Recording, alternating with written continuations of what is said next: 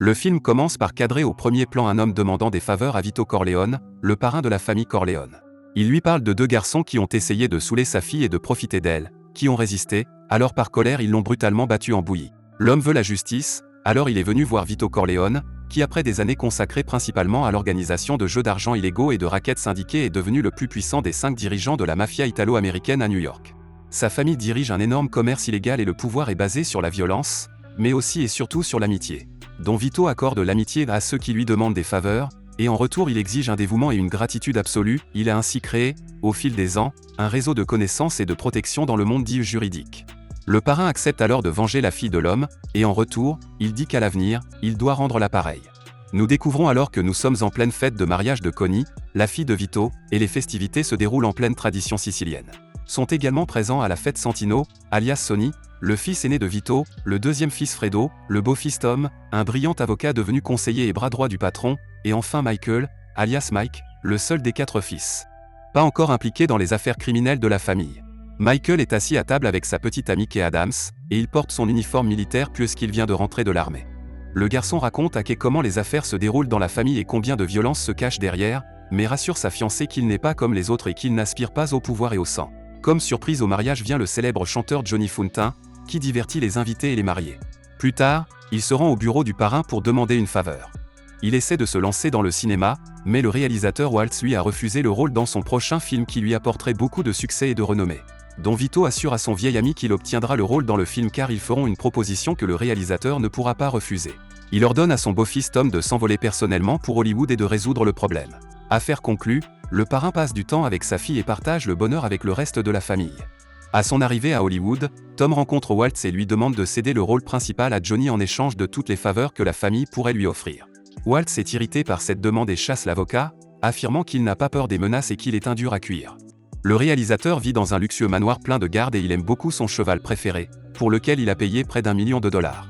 Le lendemain matin, Waltz se réveille dans son lit couvert de sang, la tête de son cheval préféré entre les jambes. Il hurle d'horreur et accepte plus tard de céder le rôle principal à Johnny.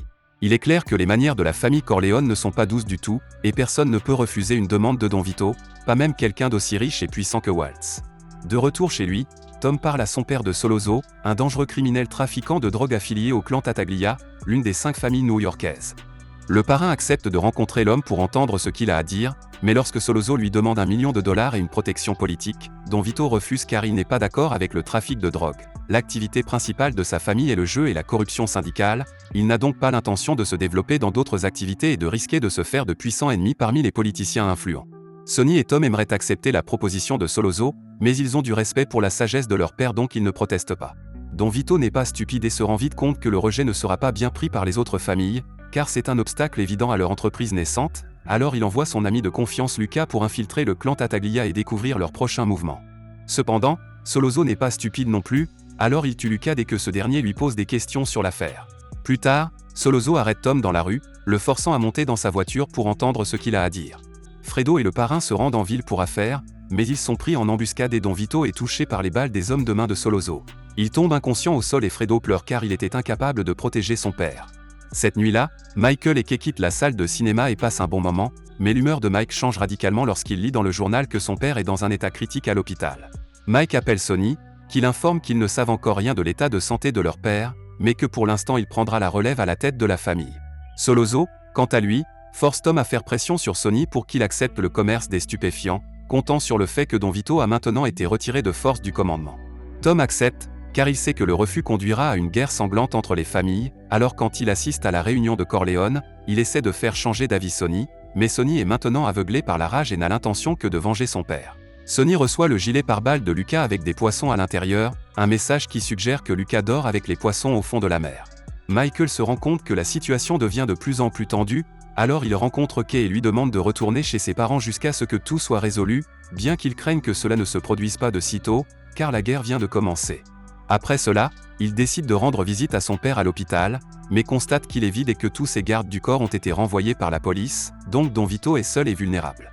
Réalisant que les hommes de main arrivent bientôt, Mike joue intelligemment et prétend être son garde du corps pour renvoyer les hommes de Soloso, bien qu'il ne soit pas armé. La tactique fonctionne et le père est sauvé, mais il est toujours arrêté par le chef de la police, qui le frappe au visage pour avoir sauvé Don Vito de la mort. Le chef de la police bénéficie de la protection des autres familles mafieuses et il est un ami proche de Soloso, il n'a donc pas peur de frapper le fils du parrain. Mike est sauvé par l'arrivée de Sonny et Tom. Soloso demande une rencontre avec Michael pour discuter d'affaires, car il est le fils le moins agressif des trois. Sonny n'a pas l'intention de donner le feu vert à la réunion, mais Michael dit qu'il doit y aller, car le seul moyen de résoudre cette situation est de tuer Soloso une fois pour toutes. Les Corleone organisent alors un plan dans lequel Mike doit tuer à la fois Soloso et le chef de la police corrompu à l'aide d'une arme auparavant cachée dans la salle de bain du restaurant. Mike est fouillé avant la réunion, prétendant être venu avec de bonnes intentions, mais pendant le dîner, il est clairement nerveux et tendu, alors il part pour aller récupérer l'arme. Et en sortant, il tue Soloso et le chef de la police. Pour éviter d'être arrêté ou tué, le jeune homme quitte alors les États-Unis et se réfugie en Sicile. Il y rencontre et tombe amoureux d'Apollonia, une jeune Sicilienne qu'il épouse en très peu de temps, mais qui meurt quelques mois plus tard dans un attentat à la voiture piégée auquel il échappe heureusement. Pendant ce temps, à New York, Santino tombe dans une embuscade dans laquelle il est brutalement assassiné, trahi par son beau-frère Carlo Risi, le mari de Connie, qui déjà dans le passé a montré de l'aversion envers sa famille d'assassins, et à plusieurs reprises il battre sa femme. Après des mois à l'hôpital, le parrain rentre enfin chez lui, bien qu'il soit toujours en très mauvais état.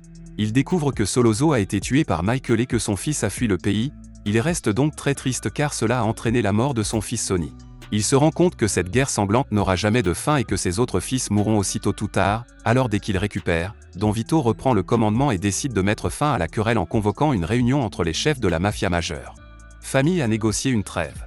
Au cours de la réunion, les patrons décident d'autoriser le trafic de drogue, avec certaines règles que tout le monde devra respecter, pour éviter une nouvelle guerre.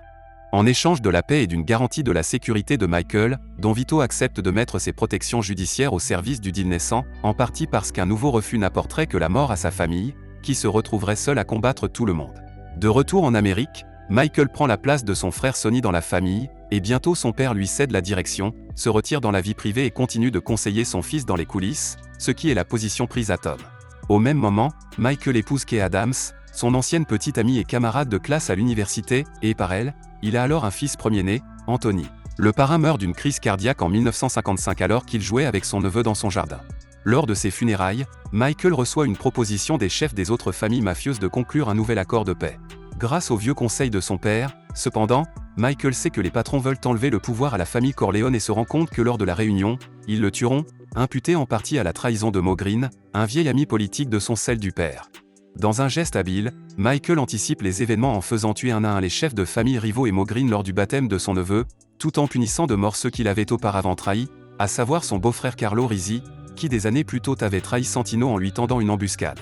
Sur les ordres de Michael, Carlo est étranglé par le patron du régime Peter Clemenza, parrain de Santino et précepteur de la mafia. Sortant de la guerre de la mafia et une fois qu'ils ont repris le pouvoir à New York, les Corleone terminent leurs préparatifs pour déménager à Las Vegas, où le jeu, une entreprise familiale traditionnelle, se développe sous une forme apparemment légale. Ils ont l'intention de s'emparer des casinos et des hôtels locaux, faisant des ouvertures que les patrons ne peuvent refuser. Ironiquement, Michael, qui au début du film était très éloigné des actions mafieuses de la famille et désapprouvait certains comportements illégaux, devient le parrain le plus cruel et le plus impitoyable que la famille ait jamais eu. Sir Connie fait l'irruption dans le bureau en accusant Michael de la mort de son mari. Kay demande à Michael si ce que sa belle-sœur a crié est vrai, mais Michael, mentant, le nie, pas avant de lui ordonner de ne plus jamais lui poser de questions sur ses affaires. Sa femme réalise cependant la vérité lorsqu'elle voit Michael recevoir dans le bureau de son père les hommages dus à son nouveau titre de parrain.